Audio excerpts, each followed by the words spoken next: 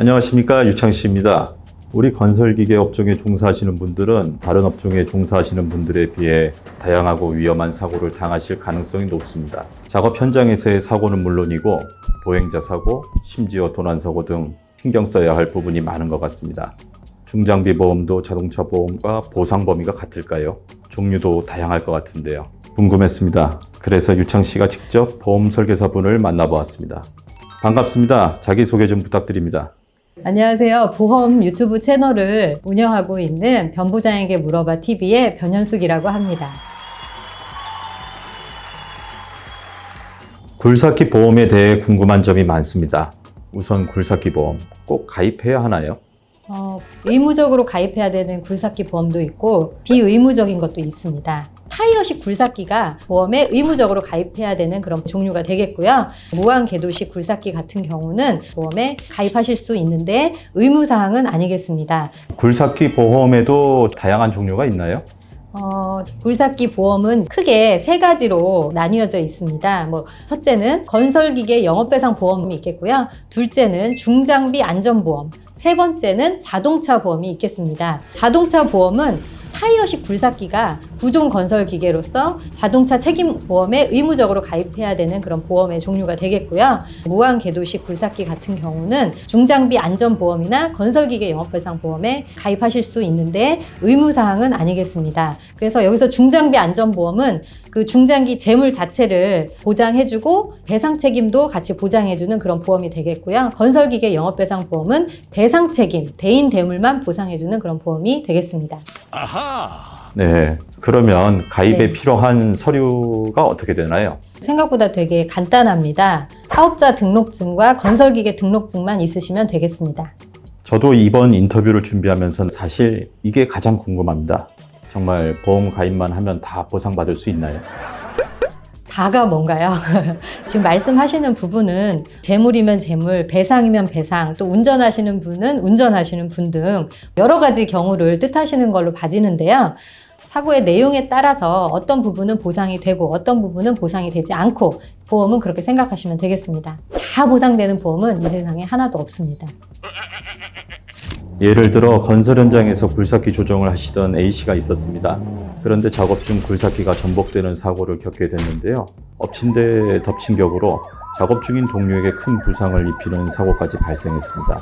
이 경우 물적 손해, 인적 손해, 보상이 모두 가능할까요? 네, 여러분들에게 좀 쉽게 설명을 드리기 위해서 결론을 먼저 말씀드리겠습니다. 보상이 되지 않습니다.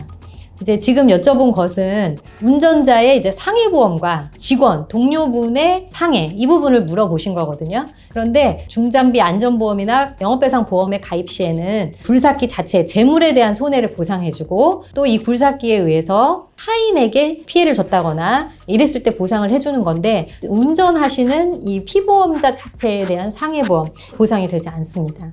타인이 아니기 때문이죠. 그리고 동료 또한 소속된 사람이기 때문에 타인에 속하지가 않습니다. 작업 중인 동료가 우리 회사 분이 아니라 다른 회사 소속인 경우에는 그런 가능합니다. 보상이 네. 우연히 거기를 지나시던 분이 다치시는 경우 그러실 수 있고요. 다른 회사의 차량이 서 있었는데 갑자기 이 중장비로 긁었다거나 부러뜨렸다거나 파손시켰을 때 보상이 되겠습니다. 네, 질문이 좀 많네요. 치솟는 기름값을 감당하기 힘들었던 B업체는 기름값이라도 아끼자는 마음에 굴삭기를 전기식으로 개조했습니다. 하지만 아직 구조 변경 승인을 받지 않아 건설기계관리법 위반 상태였는데요. 문제는 작업 중 전선을 잘못 건드려 감전사고가 일어나고 난 것입니다. 불법 개조한 중장비를 조정하다가 사고 난 경우 보상이 가능한가요? 불법이라는 이제 단어가 들어갔는데요. 참 좋은 질문인 것 같습니다. 네, 보험회사에서는 불법 행위에 의한 사고는 보상이 되지 않습니다. 만약에 정당하게 개조를 해서 변경사항 고지를 하게 되셨을 시에는 그 후에 발생한 사고는 보상이 됩니다. C씨는 최근 황당한 일을 겪었습니다. 출근을 위해 세워놨던 굴삭기를 둘러보는데 굴삭기의 버켓들과 브레이커를 모두 도난당한 것이었습니다. 이럴 경우 도난된 어태치먼트들에 대한 보상을 받을 수 있을까요? 네, 재물에 대한 도난이겠죠. 그렇죠? 중장비 안전보험에 가입했다라고 한다면 이 중장비의 도난도 보상이 됩니다. 근데 이제 여러분들 중에 많이 궁금해 하시는 것 중에 추가적으로 하나 더 말씀을 드리자면 도난은 되지만 자기 스스로 분실했거나 고장난 거 있죠. 마모됐거나 이런 것들은 보상되지 않습니다. 마지막으로 한 가지 더 질문 드려도 될까요? 네. 그래도 제가 굴삭기를 조정하다가 다친 경우에는 보상이 가능하겠죠? 아까 말씀드렸었던 부분인데요. 다시 한번 말씀드리겠습니다. 중장비 안전보험에는 상해 특약이 있긴 하나 보험회사가 인수 자체를 안 하기 때문에 가입하실 수가 없습니다. 그러니까 상해 같은 경우에는 보상되는 보험이 없겠습니다. 그러니까 오늘 이 영상을 보시고 여러분들은 미리미리 상해보험에 가입들을 좀 해놓으시는 게 좋겠습니다. 이것도 직업 급수에 따라서 보험회사가 인수를 하기 때문에 안타깝게도 가입 금액은 되게 적습니다. 그러니까 보험회사 여러 군데 통해 가지고 좀 상해 사망보험금이라든지 상해 후유장애 같은 경우를 준비를 해두실 필요가 있겠습니다. 마지막으로 우리 굴삭기 보험을 가입하셔야 하는 분들께 추가로 더 알려드릴 사항이 있을까요?